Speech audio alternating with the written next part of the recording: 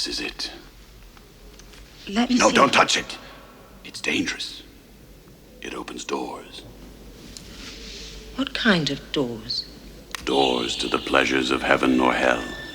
I didn't care which. I thought I'd gone to the limits. I hadn't. The Cenobites gave me an experience beyond the limits. Pain and pleasure. Indivisible.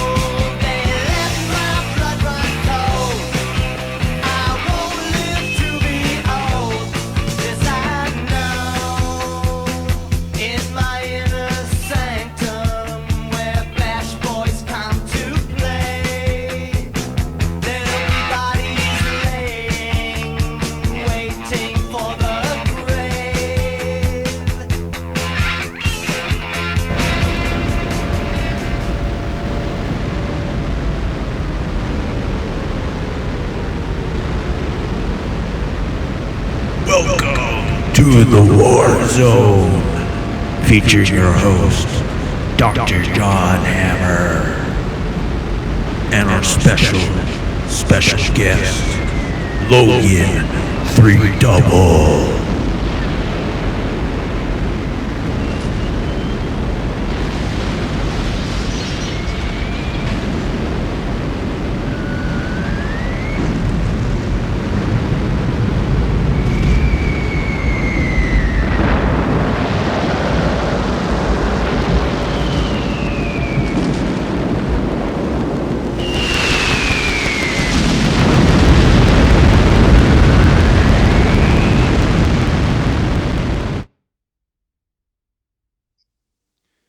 All right, and we are back. Welcome to the Warzone, featuring our host, Dr. John Hammer, and our special guest, Logan Threedouble. Hey, Logan, how's it going? Hey, how you doing?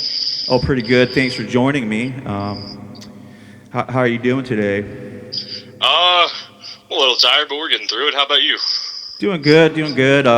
Just doing a little preparation for the show. Digging into your discography a little bit.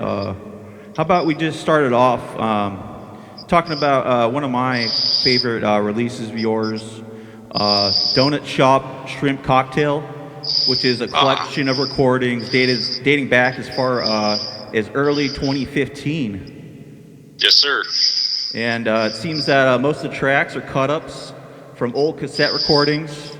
Additionally, iPads, field recordings, modular, and junk metal were used on the recordings. They were. And can you give us just a little brief background of this release? As far as recording it goes, I had a lot of cassette material that I hadn't put out, and decided to put it all together for one release. At the time, I had a big Euro rack set up. So I wanted to see how much of the equipment I could use on one recording in the most interesting ways possible. But, like, the record itself is supposed to be about, you know, kind of where I grew up, which sounds strange, but there's a lot of field recordings of Elsinore and, like, different places in Lake Elsinore. Yeah, and, that's what I noticed. The premise of the album is based on your reflections of the past and time spent in Lake Elsinore, as well as a retrospection of various styles of harsh noise and experimental music you've made throughout the years. And, you know, it's funny because I was just staying in Elsinore not too long ago, basically like November, December, and the beginning of January. I'm so sorry. No, it's, well, well, can you elaborate on that since you're more familiar with it? Why would you be sorry for that? Or, you know, what is with that area? And did that inspire you to make harsher forms of music? You know, that's a good question because I've noticed other bands that come out of here also kind of lean toward a harsher sound. We have Motherboy and a couple different, not harsh noise artists, but, you know, we have bands that have come out of here. And I noticed they tend to lean toward noise and things of that nature. So I would say yes. I think it's a really boring spot, and I think there's a divide of people here, and I think that adds a lot of animosity to the people that live here. So I think the artistic types tend to lean toward more abrasive art and more abrasive sounds if they do music. That's very interesting, and it makes me think about how if we did live in some type of utopia, would there be anything challenging us or anything inspiring enough to make something dark and harsh and noisy? That's a very fair point. Does our environment affect, especially people like us, does that affect us to the point where we're like, I got to get this out somehow? Right. And and I think that would be a good segue into another fantastic album, To Live and Die in Lake Elsinore. Thank you. Some standout tracks on that one: Haircut Song, Black Tar Heroin, Early Morning Psychosis, Medication Commercial. It's really great. And are those topics and those songs, are those like influences or experiences related to Elsinore? Related to me, related to the times I've had in Elsinore, absolutely, yeah. Well, yeah, it's and that is for everyone out there. Go over to Logan Threedouble.bandcamp.com and check out these releases. And it looks like most of everything's sold out, but these releases were digital, CDR, and even some on handmade recycled cassettes. After Banjo's Dead Fest, I did do a repress of Donut Shop for Cocktails. So if I have cassettes left, there will be some on Bandcamp. And is that a show? That's a show going on tonight? Yeah. So Banjo's Dead Fest is going on tonight. It is one hell of a lineup. Could you elaborate on that a little bit? Where it's held, maybe the context and some of the acts performing this evening? We've got Meketa, we've got Wallmart, we've got Miser will be doing a surprise set, Shadow Channel, which is a band from Organized Dorks. Who else? Brain Fragment, Gnawing Teeth. I'll be doing Prolapsed Catholic as well as a set under my name. And forgetting of one. Let me look at the flyer. Yeah, it already sounds stacked. Meketa, that's actually Lockweld from Cleveland, if I'm not mistaken. Yes, yeah. And then we got Whorehound and ICBM, and that is the lineup. Oh, wow. And that's being held where? That is being held at the Void in San Bernardino. It is a house venue. Wow. Well, I'm kind of bummed out going to miss that. I'm up in Washington. Yeah, so. honestly, I was like, can we get Heretic? Because I was also trying to get Noah, but I found out you're in Washington. I'm like, but I'll be traveling soon, so maybe we'll set something up. Yeah. I've been here a short time, and I've been busy with other things, other sides of my life. So I really haven't. How is Washington? It's great. I love it. And it's just funny being basically an hour from Mexico, in Elsinore. Now I'm like an hour from Canada. So it's just it's great being able to travel around and experience things and seeing different areas and regions. Yeah, definitely. We just, me and my fiance just took a trip up to NorCal unexpectedly to get some noise gear and fucking. That was really cool. Oh, really? Whereabouts? We went to San Francisco. We were going to Sacramento, and then plans got changed, so we went to San Francisco, and then we went to Bass Lake because she had never been there before. Oh, and that's where you did your recent live set. I saw that on YouTube. It was fantastic. Yeah, that was cool. It was a cool little. It was a little scary out there. I'm not gonna lie. That place, the area we were in had a weird vibe, but it was cool. Yeah, definitely. When you're out in the sticks, there's some areas that have definitely weird vibes. There's a photo I'll show you later on. You can kind of see something behind me. I'm like, that's good. That's a good thing. That's cool. So I was interested to know how do you perform these sets, kind of out in nature or out at like a sports park? Do you have like a generator, or how are you powering your gear? So for the one we did in Bass Lake, we had my fiance had 2 generators. We were using the solar powered one, and then for the sports park show, they have outlets that we just use there. Okay, that's really cool. Kind of just wherever we can find power, we'll do a show.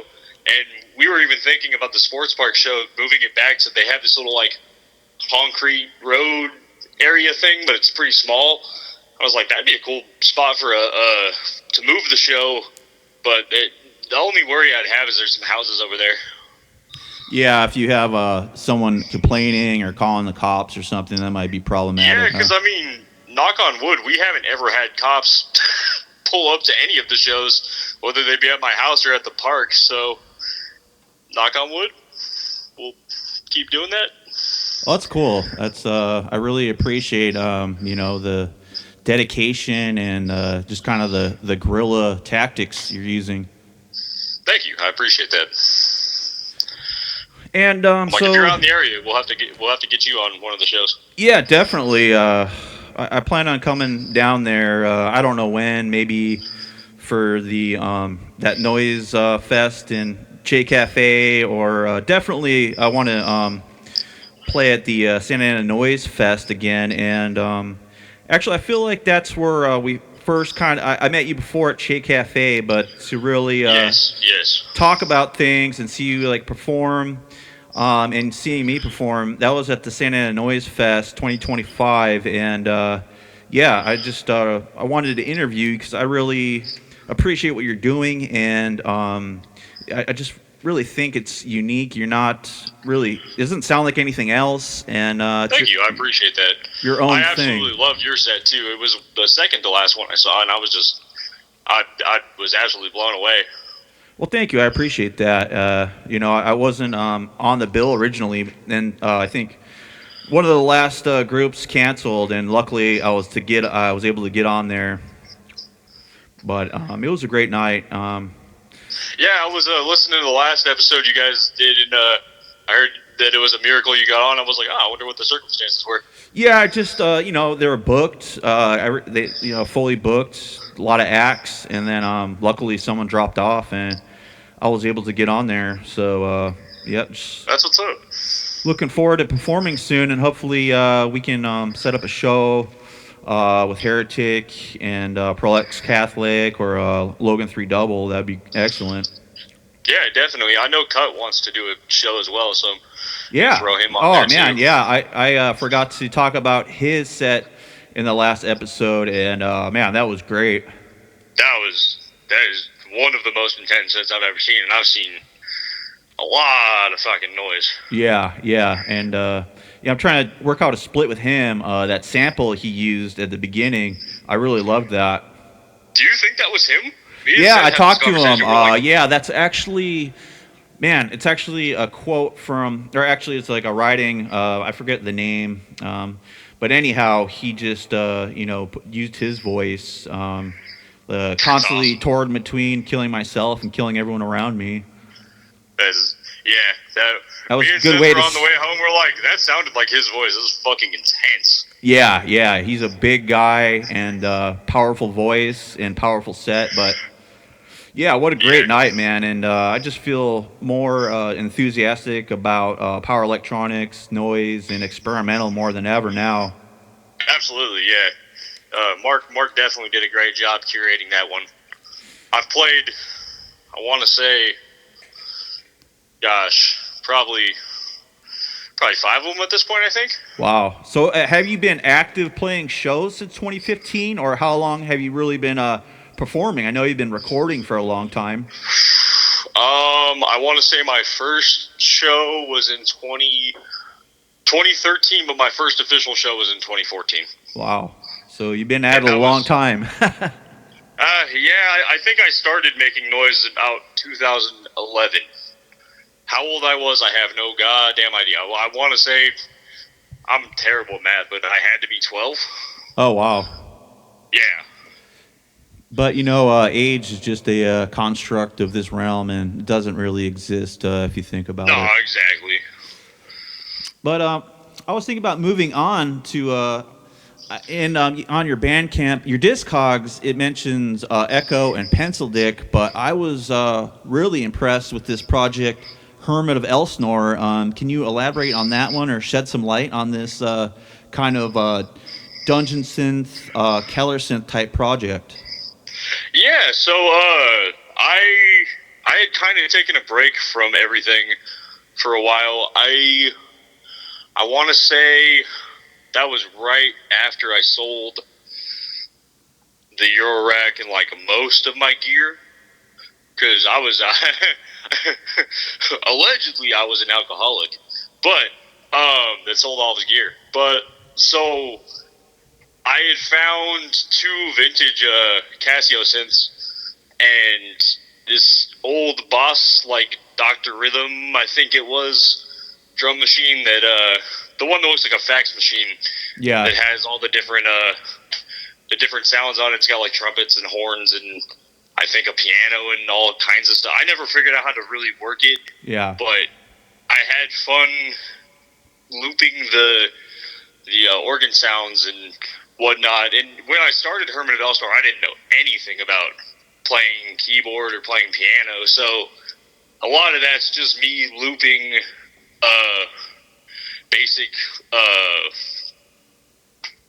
basic keyboard rhythms. Well, I think it sounds fantastic, and like I appreciate that. Like you said, you didn't have experience composing, piano or synthesizer music, but I think that kind of gives you an advantage of making something experimental.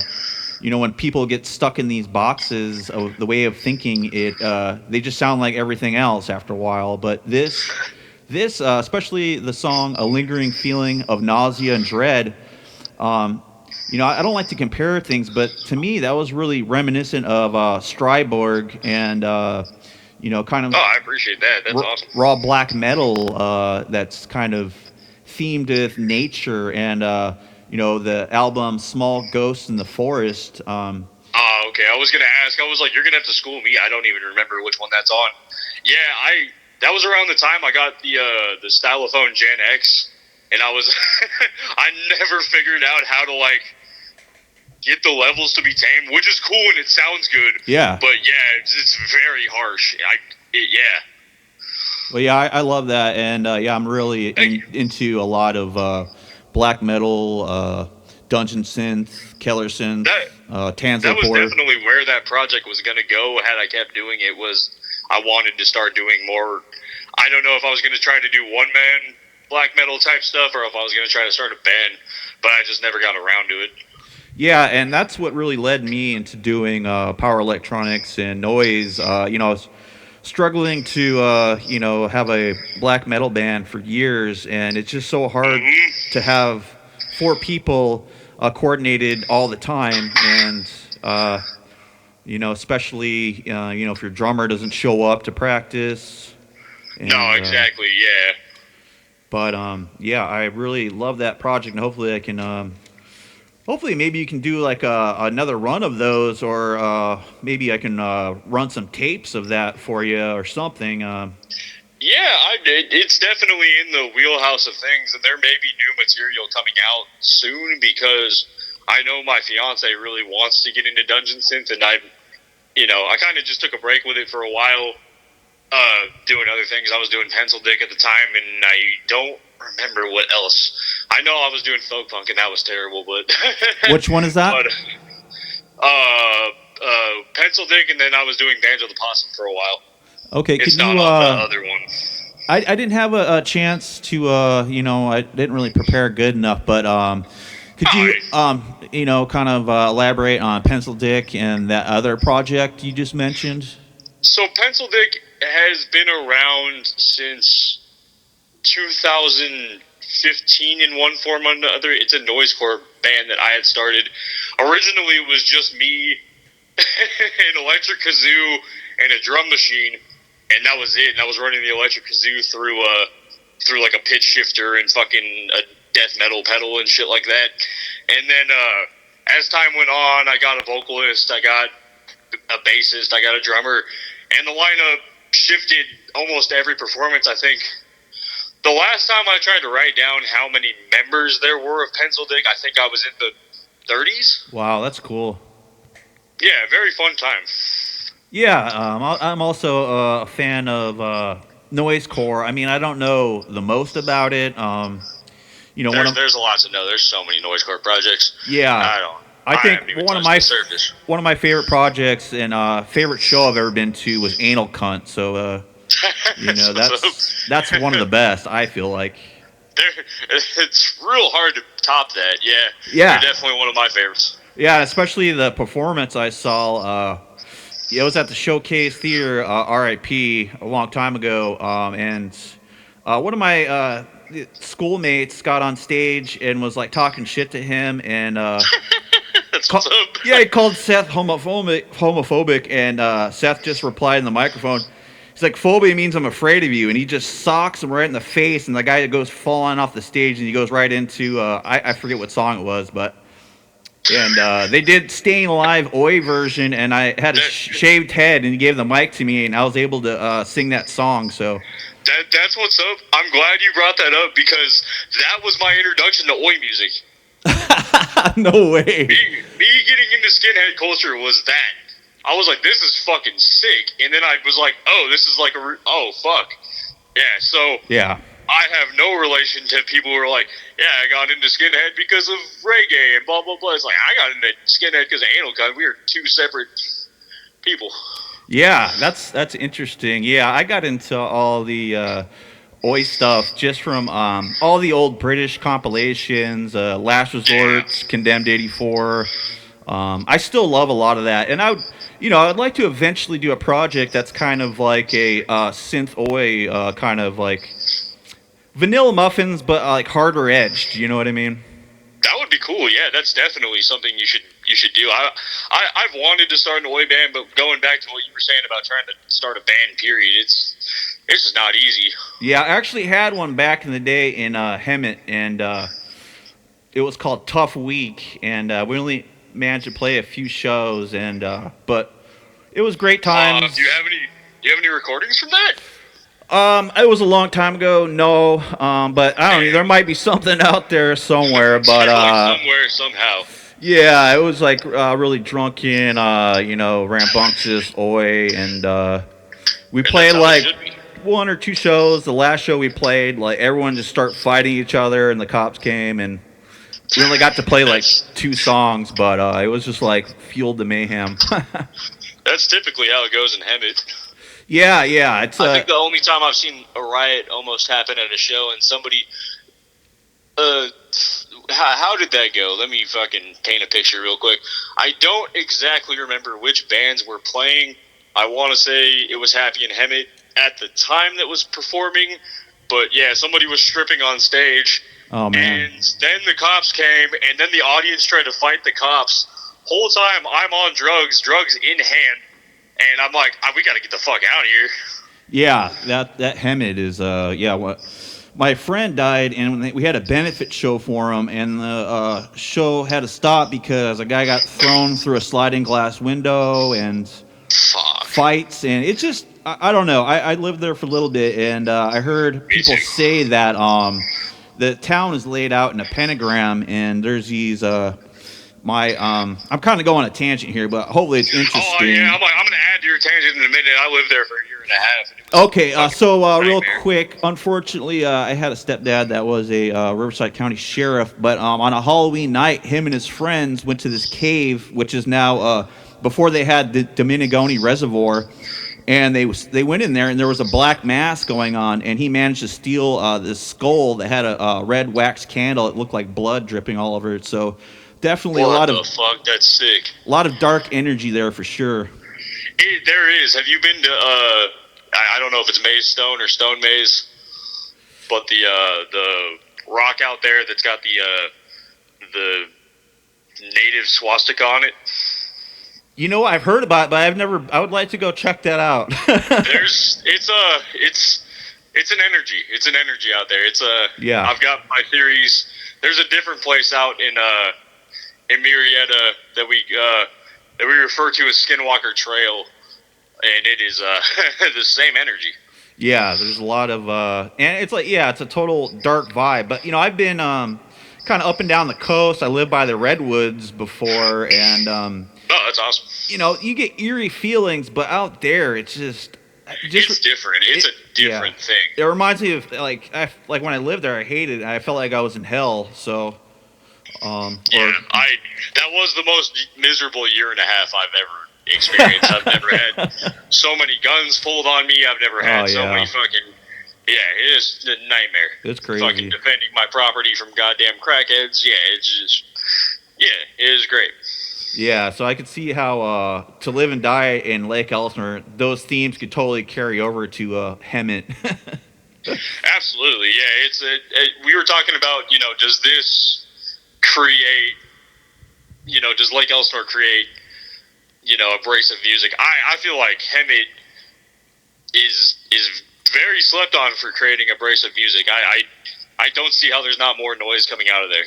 Right, yeah. When I was living there, it was a lot of like punk bands and stuff, but I think maybe because a lot of punk, a lot of ska. Yeah, it doesn't really fit. There needs to be like a black noise project from there. Yeah, I put out a folk punk record when I was there, and I put two, and then I put out one noise record, and that was about it. Wow. So you like myself are very prolific. So I think it would be good to segue into Prolapsed Catholic. Yes. I mentioned your set at the Santa Ana Noise Fest, and by far. You did. Thank you for the kind words. I really appreciate it. Yeah, by far that was the most dramatic set that night for sure. I appreciate that. We tried. Yeah, and you actually, cut your hand open, and you're holding the crucifix, bleeding all over the place, and totally remind me of like, not like music-wise, but attitude-wise, like Gigi Allen. I appreciate that. I've got a Gigi Allen tattoo. I noticed that. Yeah, and I'm a huge Gigi Allen fan. Me too. I got like I was into metal first, and then punk became popular when I was living in Hermit. So unfortunately, I went with everyone else to start getting into it. But then I ordered Antisocial Personality Disorder Live, and that flipped my lid. I was like, wow, I didn't know music could be this defiant or disobedient. It made the other punk bands seem tame. Yeah, exactly. Yeah, it's two separate realms. Yeah, so going to some of your releases here. God Bless the Death of Me, which is handmade recycle tape and digital. I am dubbing them right now, yes. Oh, you're actually dubbing those right? Those will be available at the show tonight? They will, yeah. I sold a couple copies, and I wanted a couple more copies to be able to trade and whatever tonight. I don't know who's going to bring what, so, you know. Oh, that's my dog. Cool. Could you kind of maybe elaborate a little bit on the premise? Because there's so many great songs and song titles like Apocrypha, Jesus did not suffer and die on the cross, but only seemed to. Shout out Seth for that one, yeah. And you know what's, maybe I'll ask you a question before I jump into that. So it seems like there's a very strong Catholic maybe theme or fetish involved in this. Are either you or Seth have experience with the Catholic Church, or is it just an interest, or just a... With the name, so I'll give two answers to that. I was Orthodox Christian for a long time, until about last year. Wow. And there's a song title on God Bless the Death of Me the Day I Lost My Faith, and that's real. That's real. The lyrics in that are real. But Seth came up with the name. We were hanging out at one of our friends' house, and I was in a fucking antipsychotic coma, basically. This was around the time, because to preface this, I have schizoaffective disorder, and I've been in and out of mental hospitals, blah, blah, blah, blah, blah. But around that time, they were trying to get me back on medication. Yeah. I want to say I was on Abilify. This is beyond the point, but I was in a drug daze, and I was nodding in and out on the couch. And he wakes me. I woke up, and he was like, "We should start a band called Prolapsed Catholic." And I don't know what the fuck snapped me out of it, but I immediately started making art. And I sent it to him. He's like, "Did you just make this right now?" I was like, "That's too good of a name. We have to do something." Wow, that's so kind of. I would be curious what his relation to that was, but regardless, yeah, I have quite a bit of experience and knowledge with going to church. I was baptized twice, so I have, Wrath of God tattooed on my head. So, That's interesting because, I was kind of raised Catholic, but then, when I became old enough to think for myself, I didn't, believe in any of the... I believe in God, but not this angry, vengeful father figure that's going to punish me for eternity for something that I did that was temporary. That's exactly where I got with it. It's just I don't identify with that. You know what I mean? Yeah. I like you said, I believe in a God or gods. Yeah. And it's, you know what I mean? I don't think they have any real connection with how I live my life. You know what I mean?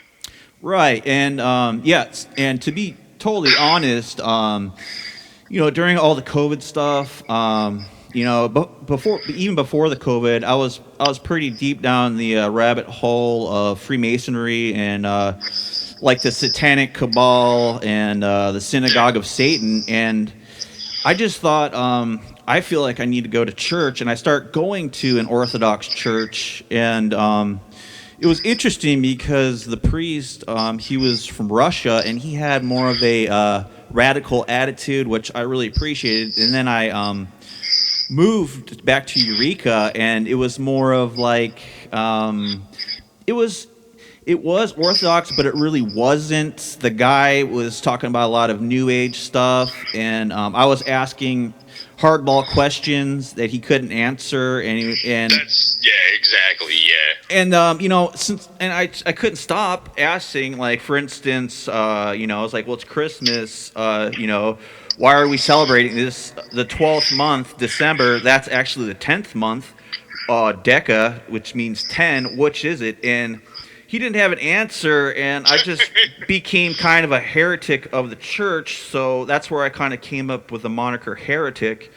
But that led me to Gnosticism, and it's interesting because the album God Bless the Death of Me, and a lot of the songs on there, like Apocrypha and The Day I Lost My Faith, is very Gnostic. And what's also interesting, Jesus did not suffer and die on the cross, is a lot like the second treaty of the great Seth.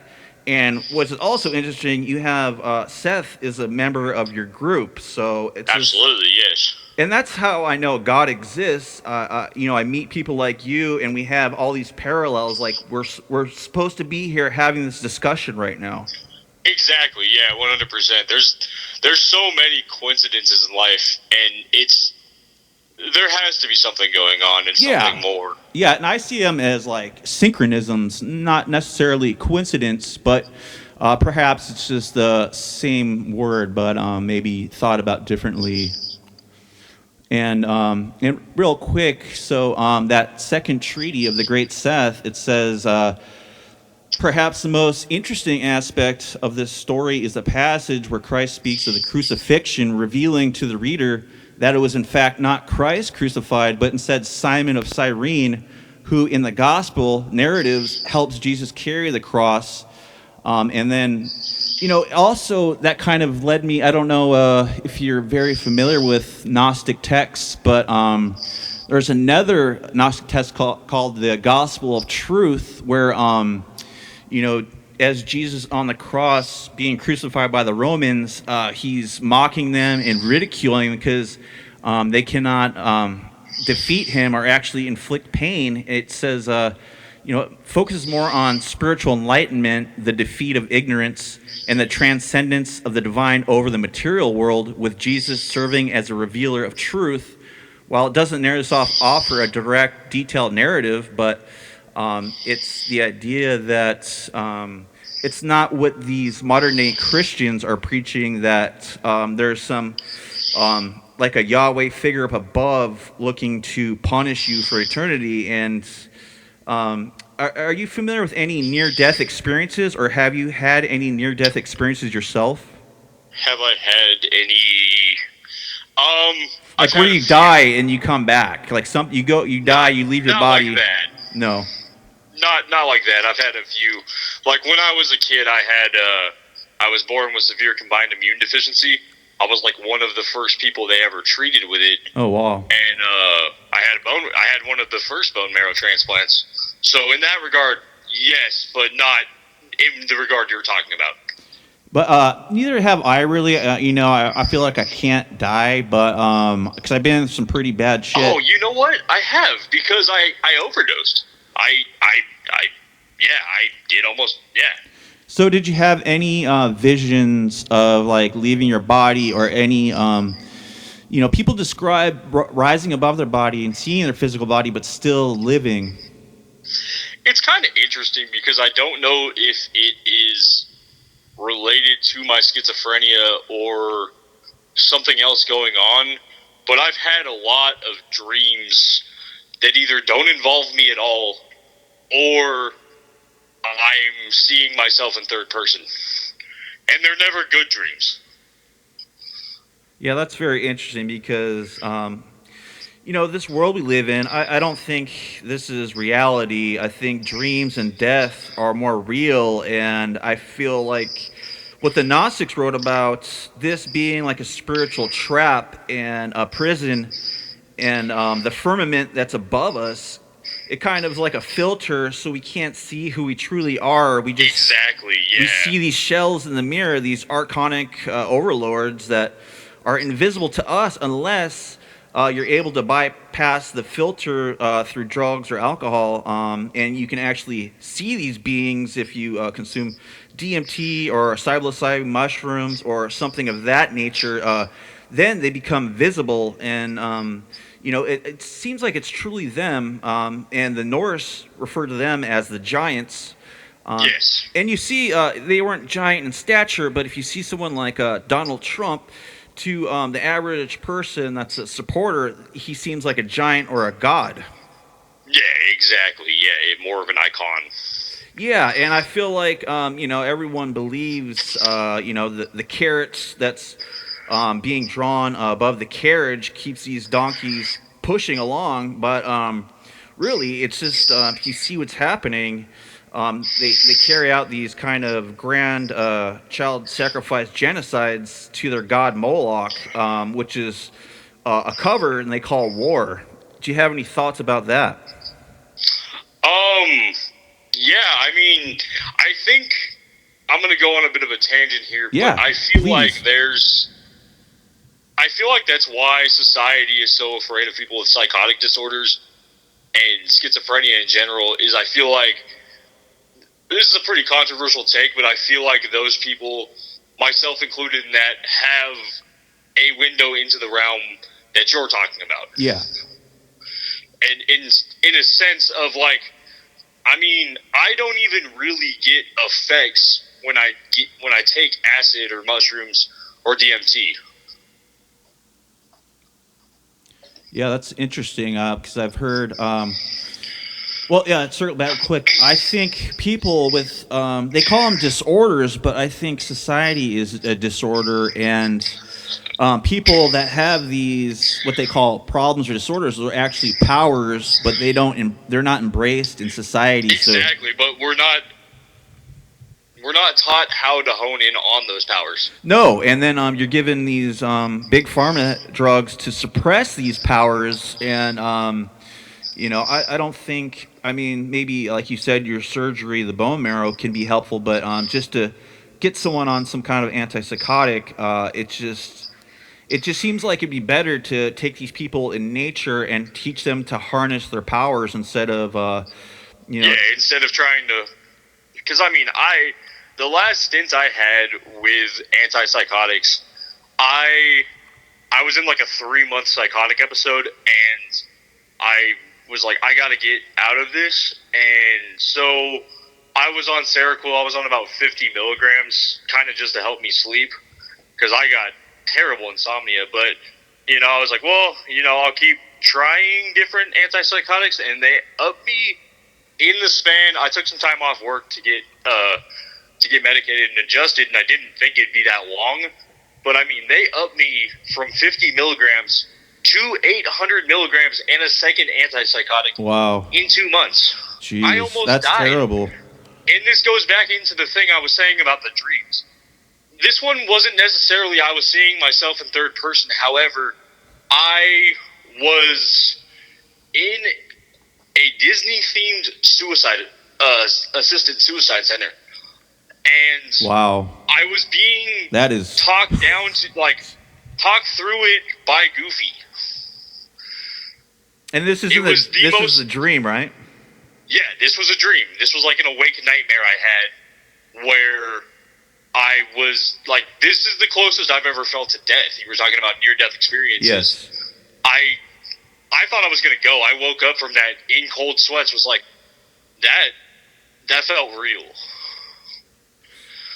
That's interesting because a thought of mine is when people can become schizophrenic if they don't sleep, and I feel like sleep in our dreams is us going back to source power, Gnungagap, or God, if you will, and the further you are away, I think the harder it is on your psyche. It's almost like being deprived of oxygen. It's the same with being deprived of sleep. Yeah, exactly. And it almost makes you wonder, because we were talking about how schizophrenics could be in that realm themselves. Yeah, almost like shamans. They're like the shamans. Well, it's interesting you brought up the Norse prior. I forget what we were talking about, but the Norse talk about that. As far as they believe people with those disorders, well, what are called disorders, are actual shamans. And I mean, natives talk about that as well. Yeah, exactly. Natives to America. Yeah, and Odin, the god of frenzy. So, frenzy, that sounds a lot like what you're talking about, you're experiencing. Yeah, definitely. And then you get into it, Odin or Wotan, about 500 BC, and a man hanging from a tree, which is essentially wood or a cross, if you will. And I feel like they rebranded all of this stuff into Christianity to make these warriors and these shamans and these spiritual people that are a threat to the Archons more docile and controllable. Exactly. Be more, like you're saying, docile and controllable. I guess I don't have anything better to word that. Yeah, and that's what they teach, turn the other cheek and things like that, whereas you see the Germanic tribes of warriors or shaman, they weren't afraid to die, they weren't afraid to fight, and they weren't afraid to kill because they knew that they were rewarded for bravery and they weren't punished. And I think one of the reasons I mentioned the near-death experience, because I've studied them, it seems like many of the Christians experience hell because they go to death with this guilt and this shame. Exactly, yeah. They're not living life in the moment or how it's supposed to be lived. And I mean, going back to Norse, philosophy, it was hard for them to organize everything into a religion because that's just how they were. Yeah. Yeah, and that's how we are. Into it. Yeah, if someone comes up and attacks you, you defend yourself because you're in tune with yourself, and that's natural. To deprive yourself of that and to be a victim, that doesn't seem natural, and that seems artificial. Yeah, exactly, and I think that was what made it easy for me to step away from Christianity. Was just I can't do things outside of my nature, and trying to talk myself out of that is hard. And I mean, I have anger problems anyway. I've dealt with that my whole life, but I mean, that's just nature. That if someone comes up in your realm and burdens you in some way, you're going to react. Right. Yeah, and but they teach nope, don't do it. But then again, it's just a way to control the masses. That's why you see Bibles everywhere and people trying to convert. And actually, Jesus wasn't even the name of the man. It was Yeshua. And I don't know if you're familiar with the band Necromantia, but they have the song Ancient Pride. And it describes how, the Christians killed Odin and they killed Zeus. And Zeus is basically the Greek etymology for Jesus. Yes. So they're basically taking, proof. You can look back. They're taking all the pagans and just trying to make them more controllable because they cannot exist. And there needs to be chaos and there needs to be fighting as well as there needs to be peace and love. They all has to exist at once. Yeah, exactly. You can't always just love everything or love everybody, and people that force themselves to, you can tell that they're not happy inside. They try to pretend to be. It's like a virtue signal.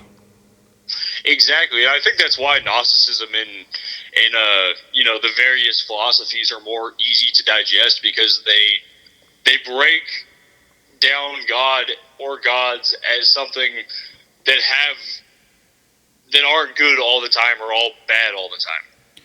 Right, and that's how I feel. The Christians are basically the ones that created Satan. Without Christianity, there wouldn't be any Satan, and without a God. So therefore, God created Satan. It's a dualistic nature of this realm or world. Yeah, definitely. God, I had a thought, and I'm so tired that I forgot where I was going with that. Okay, well, maybe we'll talk about one more release. Let's say we keep it to about an hour. We're approaching the hour mark. And another favorite release of mine is 1111 by Prolapsed Catholic. And maybe you can just kind of, dive into it.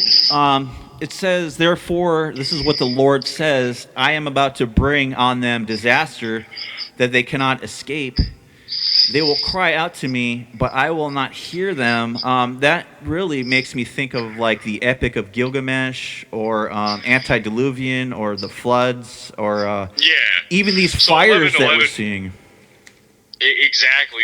The times we're living in now, it is insane how crazy these past 2 years have been. Right. And I mean, even beyond that, extending that to COVID times, I mean, shit is just unbelievable. And it makes me think, like, how much worse can it get? Can it get worse? Yeah, exactly. My mom had sent me a meme on Instagram today, and it was like, you know, normally I'd look outside if I heard something and think it was thunder, but, you know, it's 2025, so it's probably fucking Godzilla or something.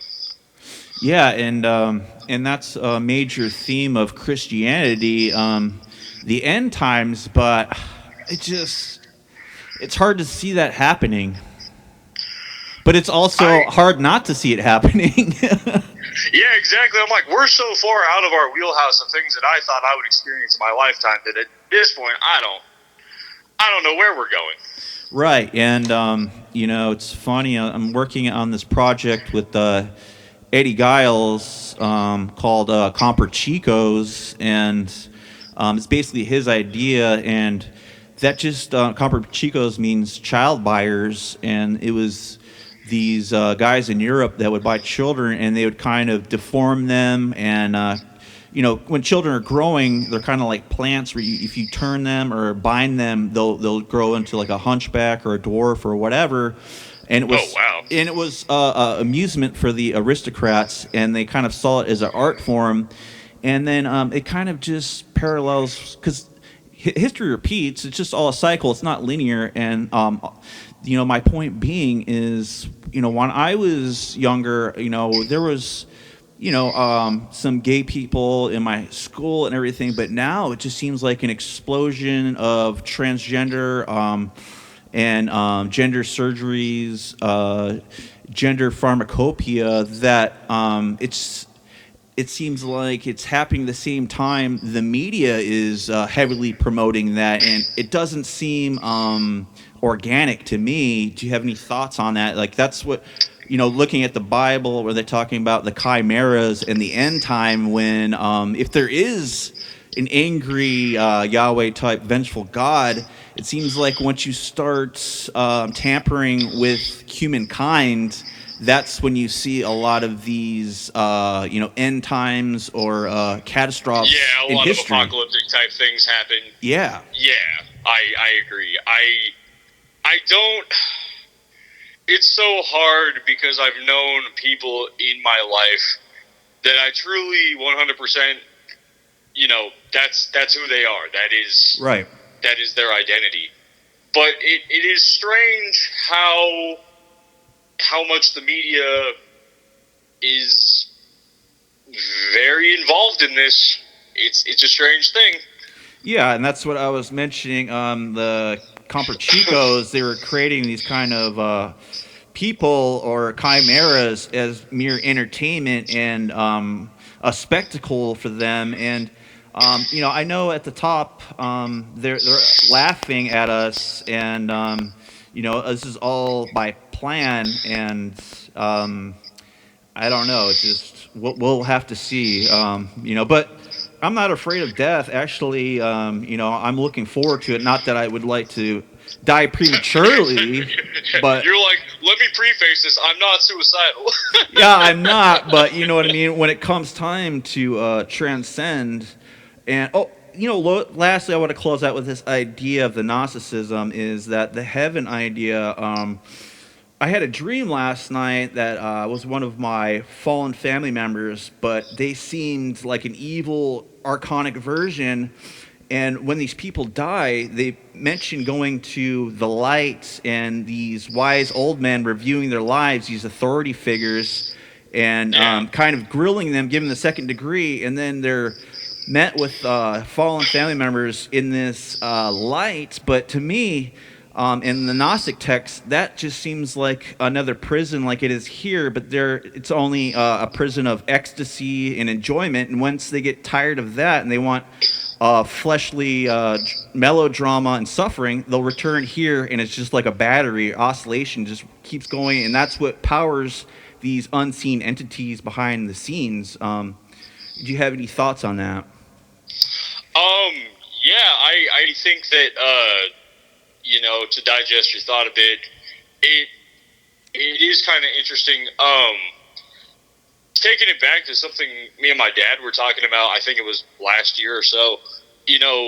That's kind of what makes life worth living, is that we have struggle here, and we have, not everything is pleasure, not everything is, you know what I mean? Right. So if you are constantly surrounded by paradise and you're constantly surrounded by pleasure, you, like you're saying, that is a prison. That is, at some point, that becomes insufferable. Yes, prisons of two dualistic extremes, and I really appreciate your time. I know you're a busy man, and you got a show and you're dubbing tapes, but I really appreciate having you and you appearing on the show. And if it wasn't for all this pain and suffering, I don't think we would have great projects like Logan Threedouble or Prolapsed Catholic. And thank you. I appreciate that. Yeah. I appreciate you having me on. It's been a great talk. Well, I appreciate what you do, and for everyone listening, could you remind them one more time about that show? Banjo's Dead Fist. Last one tonight. Goddamn San Bernardino. Goddamn The Void. Goddamn 5:30 doors. 6 o'clock music, noise, whatever the fuck. Be there. Hit someone with a trash can or something. I don't know. There you go, guys. You you don't want to miss that. If you're a fan of any of this music, you should already be familiar. Come see me and Seth collapse because we just played 3 shows in a row. Wow. Well, I think that wraps it up. And all right. Thank you, everyone, for listening. And God bless you all. Have a good night. Thank you.